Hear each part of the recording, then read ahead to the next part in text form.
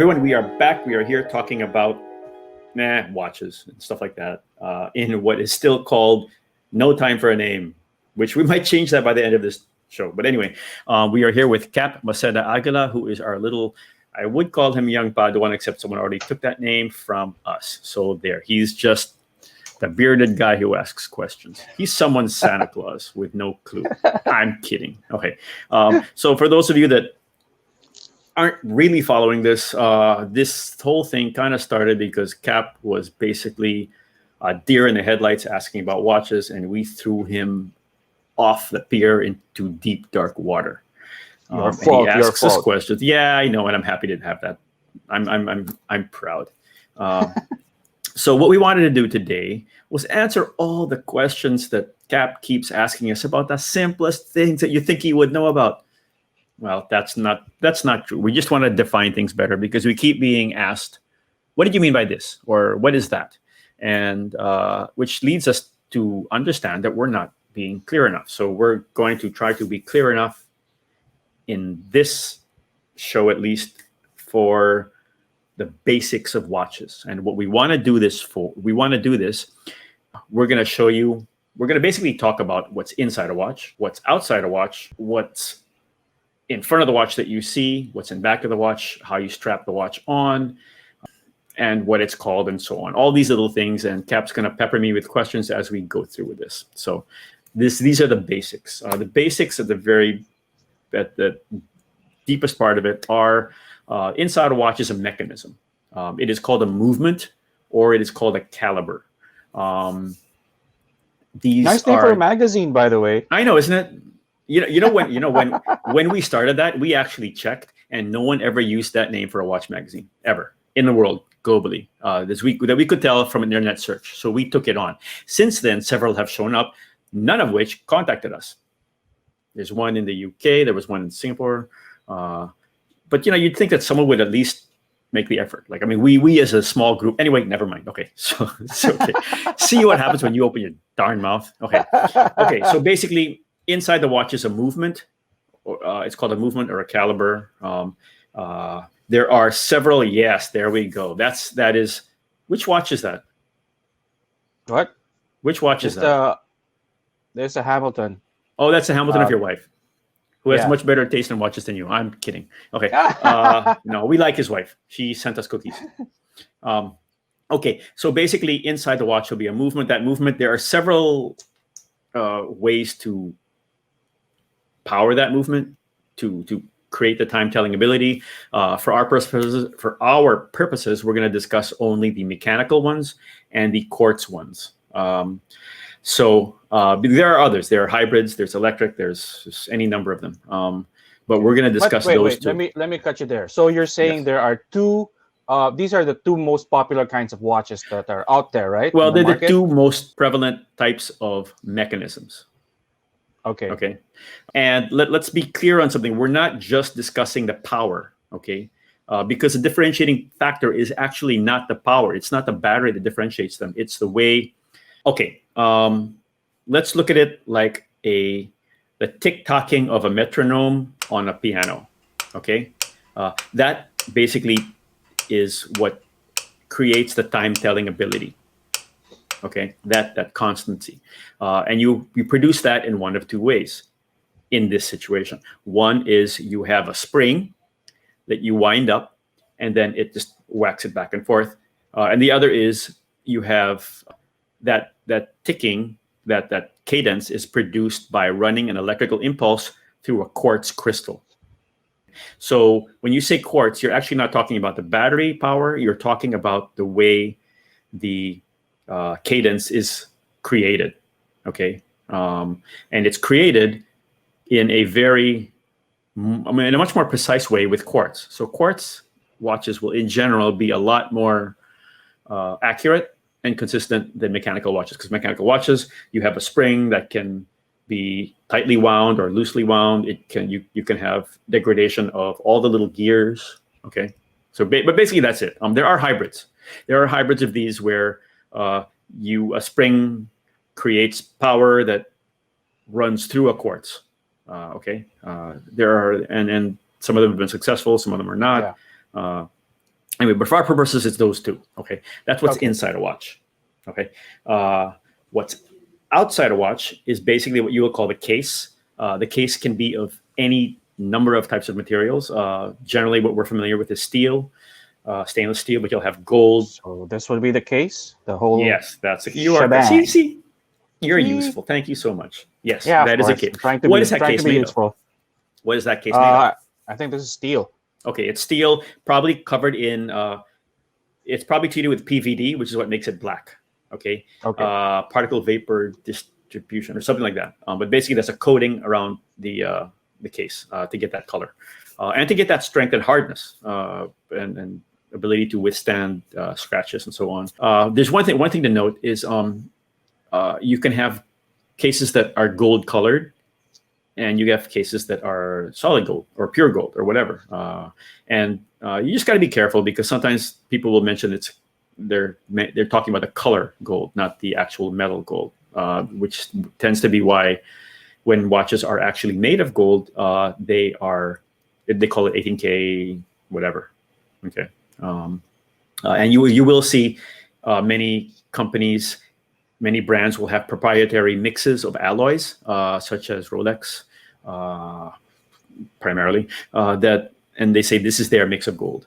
You know, Everose, rose gold, whatever, Everose, whatever. And that's legitimate because they all have a mix. Okay, they have a mix of materials to create the alloy, right? The end result. And it's interesting. I've been to a lot of just quick note. I've been to a lot of watch factories. Obviously, the one that surprised the heck out of me was when I walked in for the first time in Chapard. And Chapard is a jeweler as well as being a watchmaker. And when I walked in, the first thing we see is these big, huge guys. And like, oh my gosh, we're walking in front of the security office.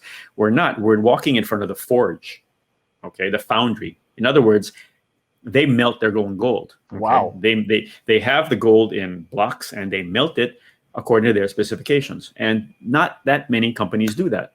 Okay, Rolex does it, Chapard does it.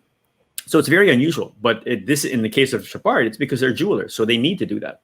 Okay, so it's very, very interesting. So you look into and that. how And we large saw is them that melt the factory? gold. Just curious, Carl. Like how large Yes. would that operation be, and how large is the factory? That I don't know. The forge part of it, I don't know. I can't give the numbers. The forge had maybe 4 or 5 guys working in it at the time. Okay. I mean, it's a forge. It's not.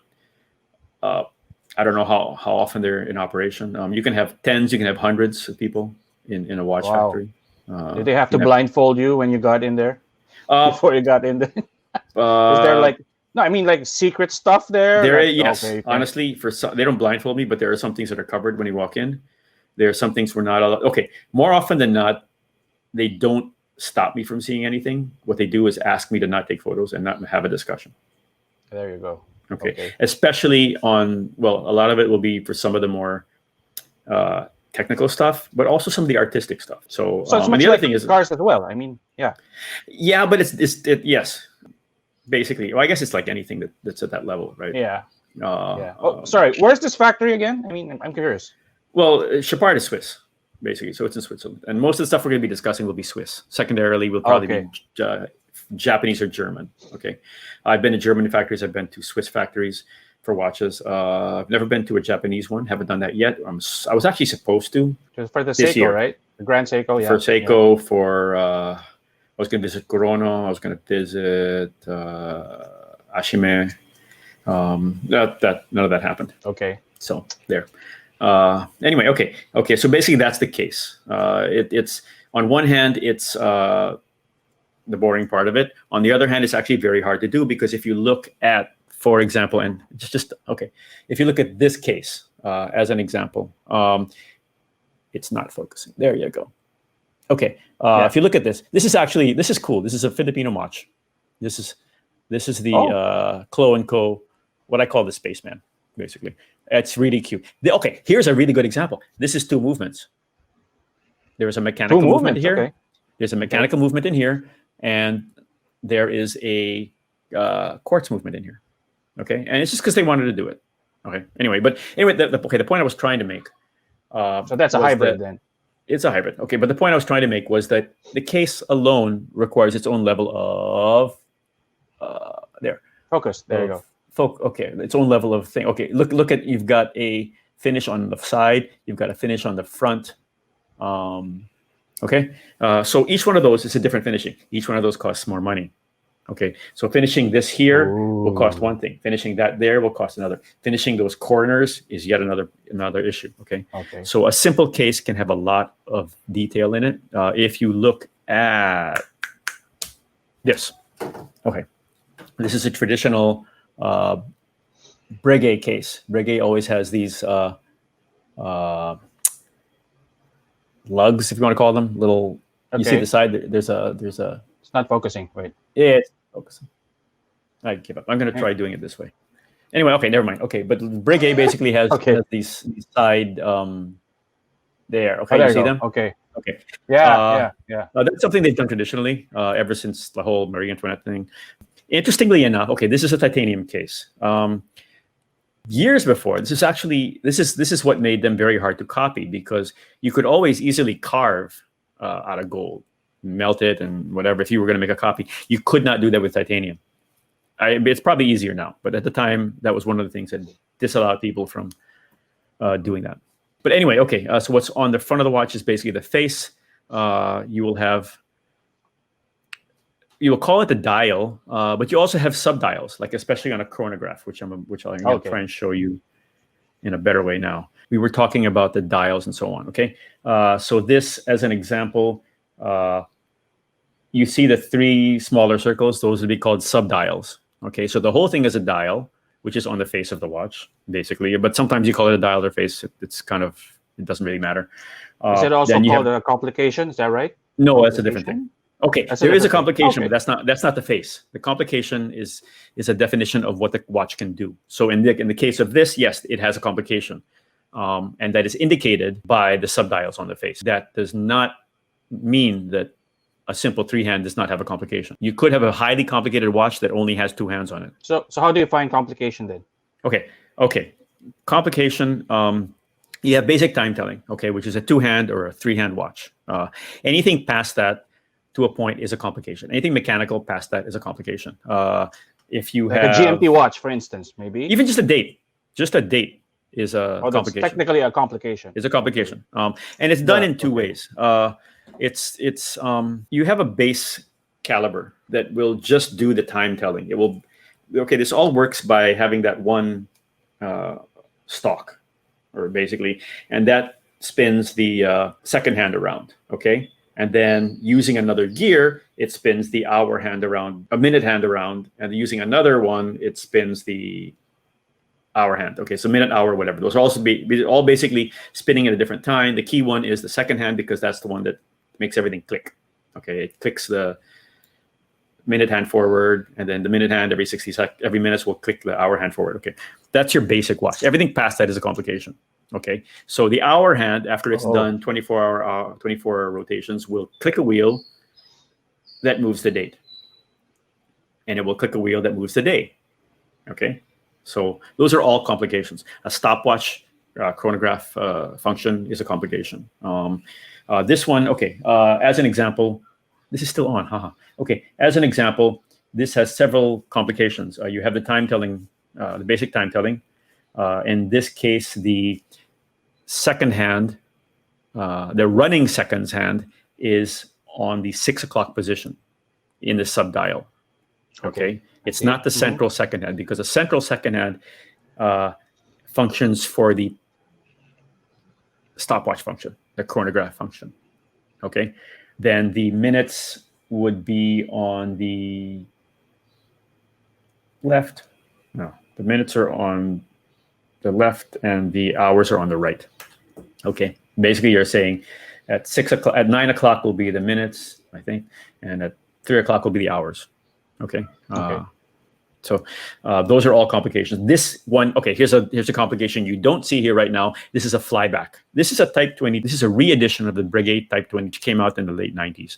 The original Type 20 was a watch built for aviation use pilots, so it's a very you look up Type 20. They're awesome watches. There are a lot of old ones. There are a lot of remakes. They're really, really nice watches. They're one of the earlier tool watches that had a complication. The reason it is a flyback is because if you were you're flying in the middle of nowhere, and as a pilot, you need to know you fly this direction for 45 minutes.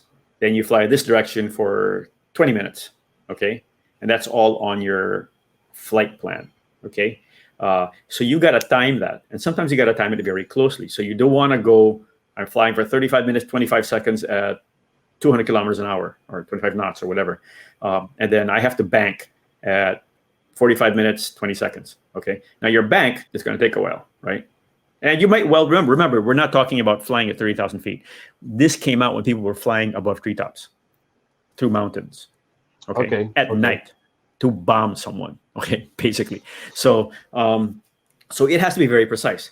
So that additional start, stop, reset, while you're noting down your time, while you're flying at night, possibly through trees, with a bomb underneath you, just wasn't really a great idea. So what you would do instead is one click means as soon as you reach, you're watching your watch. This is an example, is a chronograph without a flyback, and you can't tell the difference really, right? You cannot visually tell the difference, and yet there's a huge computational difference. Those are two. What am I doing? Nice, Monaco. I know. There's a two. The one you set for the case back. Anyway, so there's a two. Think of this. You're a pilot. You're flying. You're doing that at night, whatever. Then you got to make your change. While you make your change, you're watching your watch because you have to make that turn at 1 hour, 45 minutes, 20 seconds, let's say, if you want to be that precise. So at that time, you got to hack that and make your turn. But you can't hack that, make your turn, and then do the watch. It's got to start. Yeah. Right. So you got to do that right away. So that once it's there, done, hit the stick, make your turn, line up, and your watch is already timing from that thing. So that was the point of a flyback. That's different from what they would call a split seconds rattrapante, which is a different function. That's allowing you to time two different things. A flyback is kind of very specifically useful for pilots. Right? So there. So that's for basically aviation watches or pilots' watches, right? That feature. Historically, at least. Historically, yes. It is not in any way. If you see all the pilots' watches nowadays, don't assume they're like that at all. The basic pilot. Don't have one in front of me. The basic pilot's watch was just meant to be visible. And this the Breguet. This one's kind of it's a modern interpretation and so on. But the earlier ones understand that you're in a cockpit at night, shaking like crazy, with goggles on. So all you want to do is see very clearly what you're doing. And it's interesting because this doesn't mean big numbers. And a designer explained this to me. It doesn't mean you have to have big numbers. What's more important in understanding things is the space between the numbers. It's just like the space is more important than the item.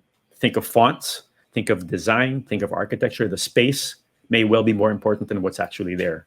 So, and this occurred to me because I was, we're here thinking, we need a pilot's watch for flying. I need something I can see. I need big lume. I need big numbers.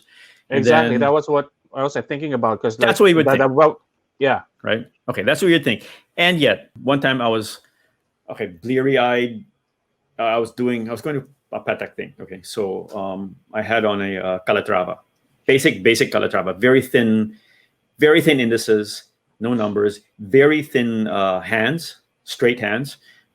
So you would say, the world's worst travel watch. That's really, really not true. But, because the Calatrava from Patek is considered the most classically beautiful watch ever made by a lot of people. And one of the reasons that is because it's just so perfectly clear. And as an example, you take out that watch and it's very clear.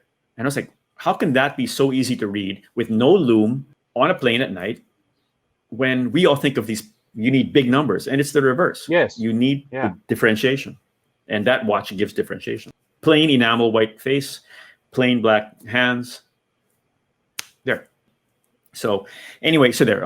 Sometimes what we think is important is not always that important. For if you look at the Biur watches from the Germans, for example, they were big watches. They were the French were more elegant. The Germans are big watches. With you have to have the differentiation. They usually would have like a triangle or something at the top because you don't know what you're looking at, so you need to know which one is up. Okay. Oh, okay. So okay. And you have to have it big because it's really, really bouncing around in that cockpit, and you might be shot at. You might be having ack going at you. So it was a different function. Okay, so there. Okay. So okay. Wait, hang on. Those are complications. Okay. Yes. I have a question related to that because you mentioned it earlier. You mentioned tool watches. I've heard that term as well. Okay. What makes a tool watch, and what's the basic difference between a tool watch and what's the other one? What a non-tool watch? Okay. The name tool watch, it's kind of as opposed to a dress watch, okay, or as a classic watch. Okay, a tool watch is just kind of tougher. The general idea is tool watches are tougher. It's not exactly like they're built to do a particular thing. It's just more like they're a bit rougher. They're not so okay. Most people wouldn't call an Oyster Perpetual a tool watch, but in reality, Oyster Perpetuals were created to solve a need of technical people, and they needed to be tough. They needed to be waterproof to a point. They needed to withstand shocks, and they needed to be reliable. So that's by definition is what a tool watch would be. Okay, you wouldn't call up a Calatrava a tool watch. The Brigade Type 20 in the beginning would have been arguably a tool watch. Nowadays, it's borderline, right? So it's a function of toughness, not really how it's designed, or maybe even complications or your subdials or whatnot. It would be a function of design as well nowadays, because because nowadays the designers are aiming for a particular thing. So if you're looking for a tool watch, you're not going to get something dainty. Okay. Example, Cartier, right? The Cartier or a JLC. Okay, JLC's got the reverso. It's covered. The watch is the reverso. You can turn the watch over to protect it. It was meant to protect it from shock. That's a tool. It was done for polo players, so who knows how much tooling there's there. But and yet you wouldn't look at it. People wouldn't call that a tool watch, and yet it serves the same function. The Cartier, they're actually tough little watches, but they're just it's just a design thing. So part of it is design. Part of it is you don't want a frou-frou watch, if you want to call it that. Okay. So you would say like a sub, an Oyster sub, Rolex sub, a Tudor Submariner. Those are tool watches. Your Hamilton, arguably, okay. Describe your Hamilton to me. What would you call it? Or your wife's Hamilton? Yeah, because you're not cool enough to have one. Yeah. What do you mean describe it to? Well, I wouldn't know if this is a tool watch. It has based on our talk, it has two complications: the day and the date. Okay. So I don't know. Okay. It doesn't have a stopwatch. It's not a chronograph. Nope. No. Okay. It was arguably a tool watch. I mean, you could, but see, that's where it kind of wavers. It's the same thing like you're saying, what's a fashion watch, right? Yeah. Okay. In a lot of ways, calling something a fashion watch to most watch people, to most enthusiasts, it's like demean. Yeah. Does it demean? I mean, I wanna get into that too. Okay. For mentioned it. A lot of people will kind of be flippant about what they call fashion watches. But fashion, the argument against that is that watches, to a large extent, have been fashion accessories for a long time. I mean, they were tools, they were instruments, no question. They also became fashion statements. You could argue, for example, that a Patek Philippe is not a fashion watch, and I would never call it a fashion watch. However, it is an important part of someone's style and fashion. So they all, a lot of these words are, okay, the serious watchmakers would kill me if I said that they were fashion watches, right? They're true or logical, whatever. Yeah. But at the same time, you can't really denigrate these less expensive watch brands because, they're as important to the buyer as these hardcore watches are to us. It's like when we started C and Ken Quintal said, we need to treat Kia with the same level of respect that we do a Porsche. And in all honesty, the Kia probably is taking more of a guy's monthly salary than the Porsche is for that guy. So it's important. Yeah, so we have to treat them all the same way. But hang on, I have a question for you then. Of course, when you talk about auto brands, like you Hmm. said Kia, Porsche, Yeah. Kia has been making cars all along, right? I mean, that's part. It's intrinsically an auto brand. But like for me, when you say it's a fashion watch, then these watches, at least for me, and correct me if I'm wrong, uh, these watches are branded by brands or that are actually, let's say, they make jeans, they make Okay. Okay. shirts, Got it. and then they suddenly Okay. get into watches. Okay. Okay. That's a good You point. know, That is a good point. That's a good. You're right. That's a good definition of how it's different. But there are also breakaways for that. Okay. For example, it's for one thing, a lot of these brands, a lot of these watches are owned by big brands, which also own fashion, even though technically that company might have been separate. Uh, so, on second, there are some of these brands that Hermes, Louis Vuitton, clear fashion conglomerates, but their money and their ability allows them to create truly unique, undeniably or logically important movements. Okay.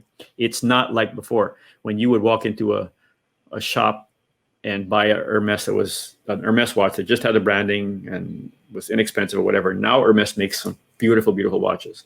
There's one time, it's one time I was set up. I was set up to have a meeting with Hermes in Basel World, and they said, "Okay, you got to go to this meeting." I'm like, "Yeah, I'll send someone, right? Because I got a meeting with someone else." And it, and they said, "No, you got to go to this one." Like, why?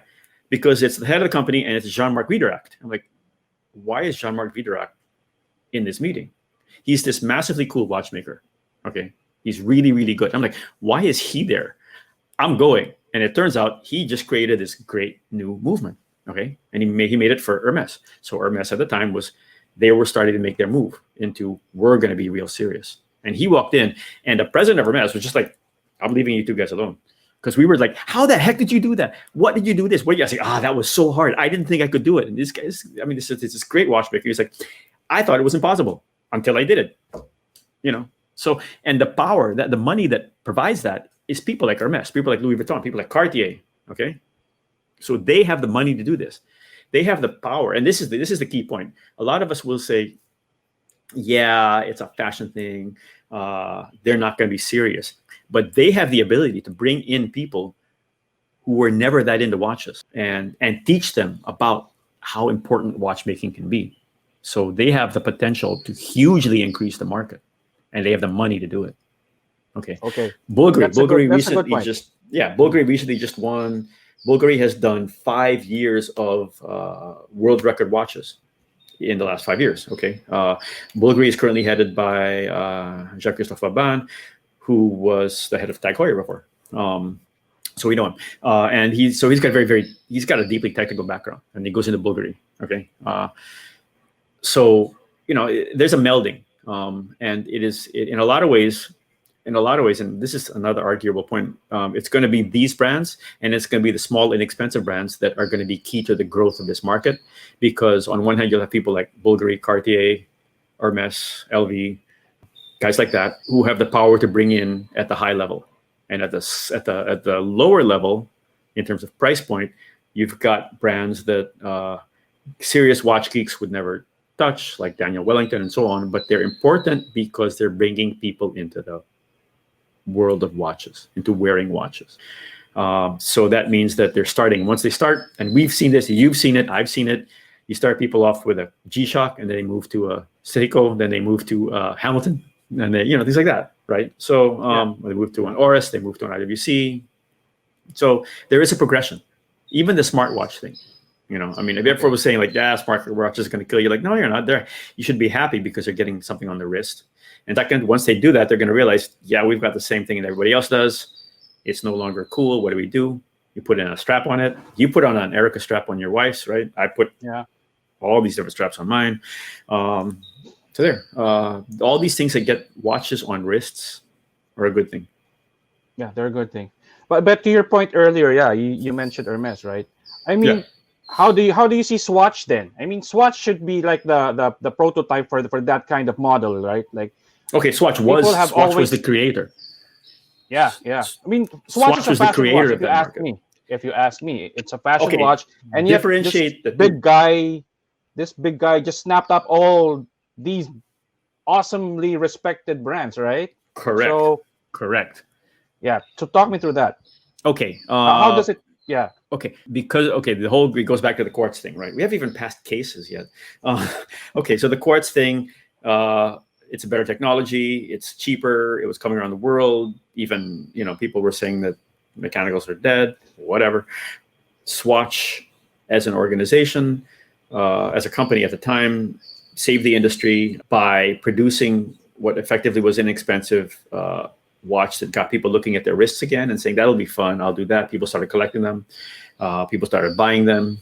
They started, at the same time, what they did was they guaranteed the continuous production for companies like ETA, who no longer had buyers because people were canceling their orders because the market was down. And they didn't know they would survive. So in a lot of ways, they saved the market, not on the consumer side, but on the business side. So now Swatch owns a lot of different companies, different brands. LVMH is another big brand owner. Richemont is another big brand owner. Some of them are there. Some other ones that are smaller there. And then that's why you have kind of two sets, or maybe three, in the watchmaking world. You've got group brands. Then you've got big group brands, powerful brands, LVMH, Swatch, Richemont. And I can't say I'm pronouncing that right, but what the heck. Then you've got independents like Oris. Oris is independent. Patek is independent. Rolex is independent. People don't realize that. They're hugely powerful, but they're independent. In other words, they do not answer. Rolex is a foundation, okay? Rolex is a foundation that happens to make watches. That's the best way to look at it, okay? The watchmaking funds the foundation. It's an odd thing. Think of it that way. That's why they can do whatever the heck they want. And no one knows how that foundation operates, basically, because they are not public. They don't have to tell anybody anything. They really don't. They don't have to operate. They're not responding to shareholders. They can say, we're not going to make watches for a year, or we're going to close and everything, whatever. It doesn't matter. And we have no idea what they can private. do. For all we know, people are saying now that Rolex is holding back. For all we know, they're not allowed by their operating principles and regulations to grow by more than 10% a year, for example. A foundation is like a trust. You don't, they might well be within that trust or foundation. It might well be that you are not allowed to say anything to anybody, period. Does Tudor operate under the same principles, or are they? Well, because it's part of Rolex, pretty yes. much left with. No, because it's part of Rolex, yes. It's within that same foundation. Okay. Right? Okay. As far as I don't think I'm wrong, but anyway, but there. So that's the thing. So think of Rolex as a foundation. Think of them as, and that's just how they make their money. Okay. And Rolex, remember, Rolex started because Rolex answered certain questions, which was reliability was lousy, watches were not waterproof, servicing was not good. They answered all those questions. Okay, so we went past the dial. Let's go back to where we were going. What we call the glass of the watch, which is basically not glass. Okay, at the top level, you've got sapphire crystal. Sapphire crystal is not glass. It is actually it's a grown thing. You grow it in labs, you shape it, whatever. Okay, and the advantages of sapphire crystal is that it's very, very scratch proof. It's not as crack proof or break proof, but honestly, that doesn't happen all that often. Below that, you have something like mineral glass, which is not as scratch resistant.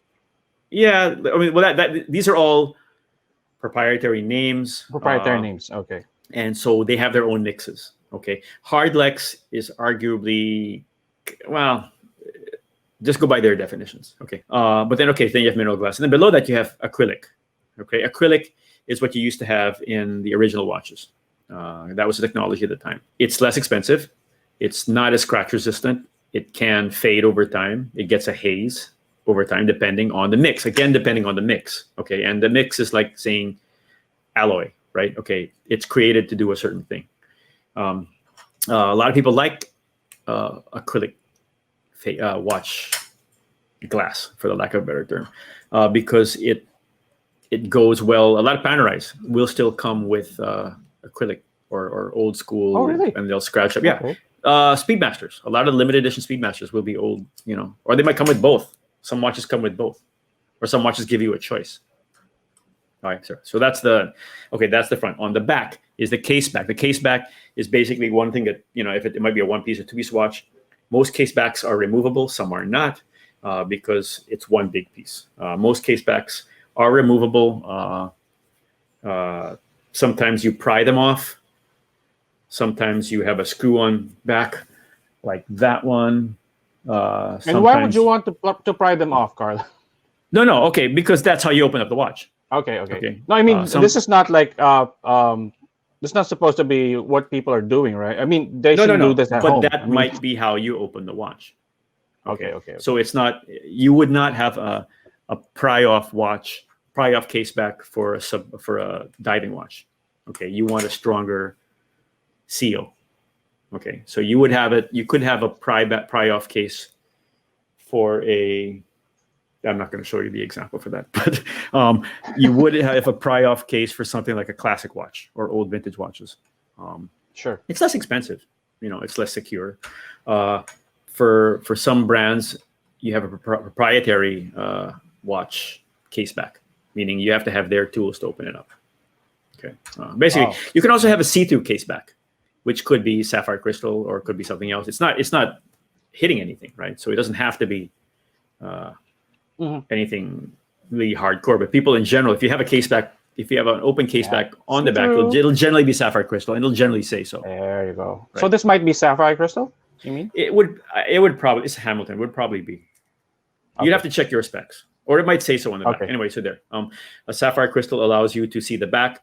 They won't do that for watches that don't look good. So they will, if they do that, they'll generally spend a fair amount of time making sure that watch looks good. The case, the movement looks good. So it will be finished to a point. Okay. So that helps jack up the price too. Well, it does. It doesn't right? jack it. It doesn't. I don't want to say jack up the price. Okay. Because when you say you're jacking up a price, it means you're kind of. Okay. Well, it doing helps. It costs how do you more. say it? Yeah, there you go. It costs more. Okay, all these little things. Little things. If your case back on the Hamilton, which should be Swiss made, Hamilton is an American brand owned by the Swiss. So yes, it should. You should look at it. Does it say Swiss made on the front? Yes, Swiss made. Okay, so it's all that. That means if you open it up, that means you're probably gonna have the rotor that's polished or at least finished in a particular way. All that costs money, especially if it's done in Switzerland. It's gonna cost a whole lot of money. Okay. So there. So it's nice to have there are some expensive watches that won't because they don't finish their watches. Or they'll use the other function nowadays. The function of a case back is to show people that it's a limited edition, it's a big deal, whatever. Okay. Good point. So you'll have the Monaco. The Monaco. A lot of Monaco's a collector watches. The only people that buy Monacos, this is a Monaco. It is a square Tag Heuer. It has a classic history. It's oddly a design thing. It wasn't a round watch, so it was a move by Tag Heuer. It was a bold move by Tag Heuer at the time. This one, we're using this as an example of a case back. You can see it's a case back, it's a special case back. You can clearly see this is a used watch. Okay, getting back to the Monaco, it was actually not exactly the world's biggest success story at the time. And even now, if you go, let's say we go to a Tag Heuer global event or something, the guys who most people will be wearing the Carrera. That's the really classic Tag Heuer. The guys who wear the Monaco are generally the car geeks or the design guys. I'm not a design guy. I'm a watch geek. But to me, that's just my favorite design from Tag Heuer. It's just, I love it. Here's an interesting thing. These are both chronographs, okay? But look at them. The pushers on the Monaco, which is upside down, are on the right, but the crown is on the left. Okay? Whereas the Breguet, they're all on one side. Okay? There was a reason for that at the time. You want this separate, the stopwatch function on the other side. And then there was a time when Tag Heuer started putting all their stuff back on the right, and people didn't like it because that's not the way was originally. So now they're moving back to the left. Anyway, there. Okay, so we did the glass. What's next? The strap. Same thing. Okay, the strap. You got to keep the watch on your wrist. Easy way to do it is with a strap. The strap. The problem is that when you're putting it on, it can easily fall off. It's not connected. Okay. A lot of people like straps. A lot of people dislike straps. Then you have the bracelet, which is basically metal, or it could be any solid. Okay. Same thing. It's a personal choice. Then you have the hybrid, which is kind of what they call the deployant strap, which is kind of both, right? It's a leather strap or a cloth strap or whatever, but it also has a deployant. That's called the deployant buckle that allows you to. It won't fall off. I say hopefully, it won't fall off. Okay. So there. Okay. And then of course there are other straps like yeah. Well, yeah. I mean, they're basically straps. cloth, metal, or leather. Yeah. Effectively. Okay. No, if not metal, ceramic. It could be ceramic. It could be resin. The less expensive watches could be resin, plastic. Swatches are plastic, right? So I should have said plastic. You're right. You identify we identify watches by name, right? The Monaco, the Speedmaster, the Hamilton Air, Khaki, whatever.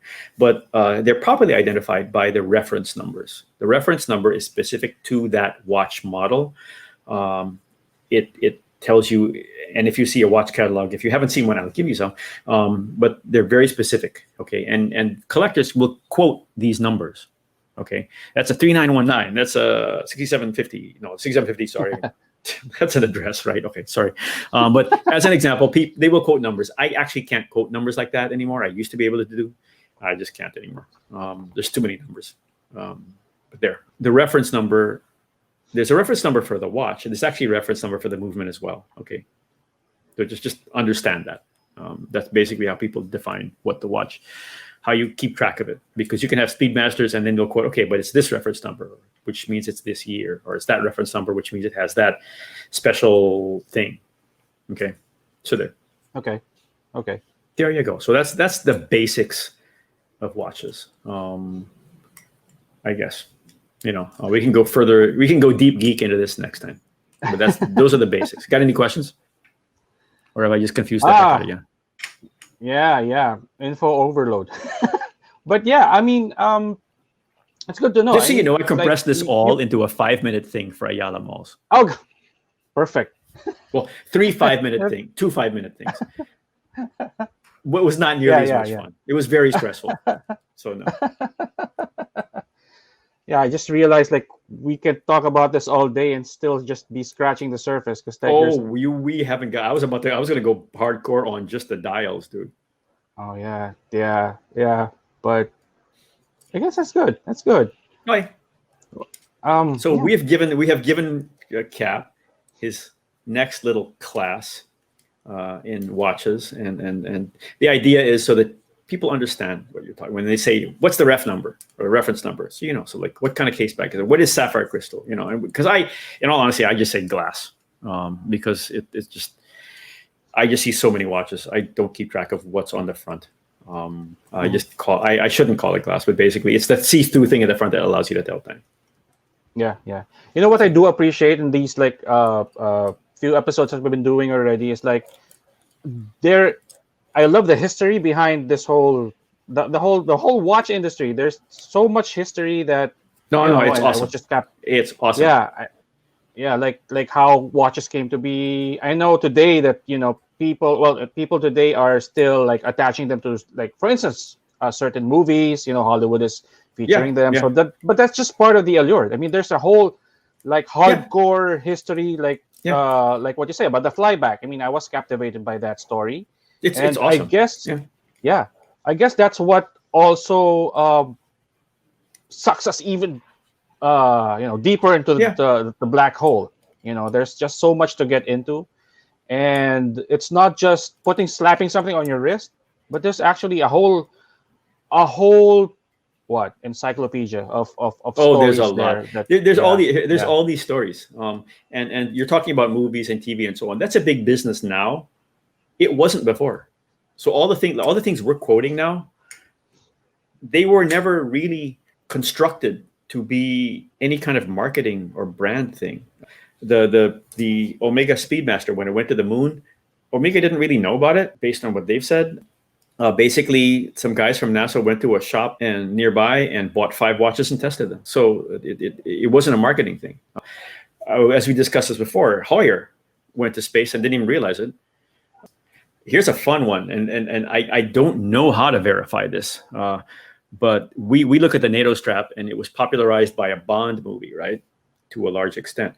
Why is it called NATO, by the way? The NATO strap is a kind of a loop that goes around. Okay, it's very rudimentary. Okay, it was called NATO because it was put on watches for military people and so on. But the story behind that, and I really honestly can't verify this to its highest form, but the story is that the guy who actually owned the watch was flying to do the shoot, and they needed the watch. And remember, these are watches that no one paid attention to them at the time. Okay, so they weren't constructed as, okay, I get it. Because remember, Bond has had Seikos, and Bond has had Rolexes, and Bond has had Omegas. Okay, and these weren't product placements at the time. Well, they are now, but not then. So he needed to keep his watch. He also needed money, so he sold the bracelet, and so he got the cheapest bracelet available, which was a strap, a cloth strap. And so what we look at as iconic was I just needed money at the time. That type of thing.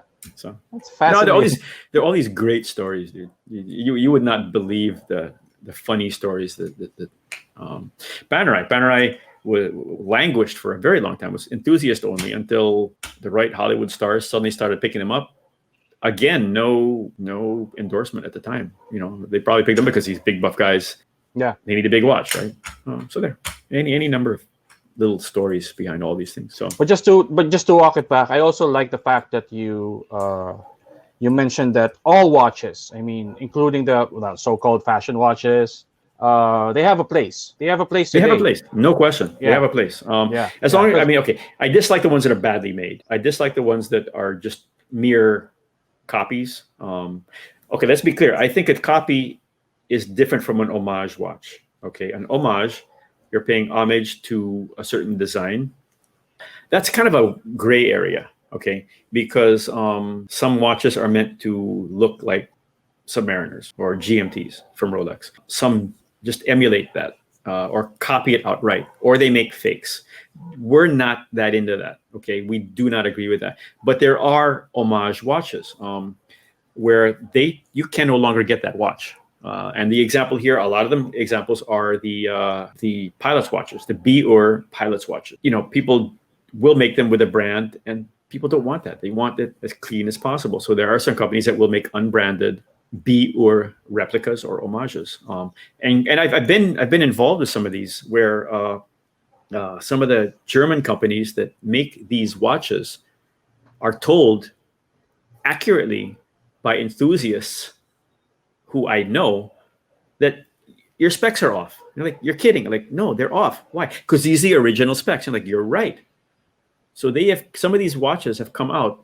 And remember that the watch company doesn't always keep all the records, and they don't know. And they have their own little technical things that go on. So some of these most accurate replicas of vintage watches are done in collaboration with the enthusiasts. And they would be the replicas because most modern watch companies will not make a watch without a brand on it. Yet a lot of these watches, like the Type 20, like old dive watches, like the Panerais, were not made with brands. So people want that. There are some watches that I've seen from big brands, and they've asked me, would you buy this? I'm like, of course I would. Would it be a commercial success? I don't know. Seriously, there's some, and they have yet. I've seen them. They have yet to come to market, and they are really, really true homages to a lot of these old watches. But it's very, very hard for a modern company to do that. Because they need to brand everything.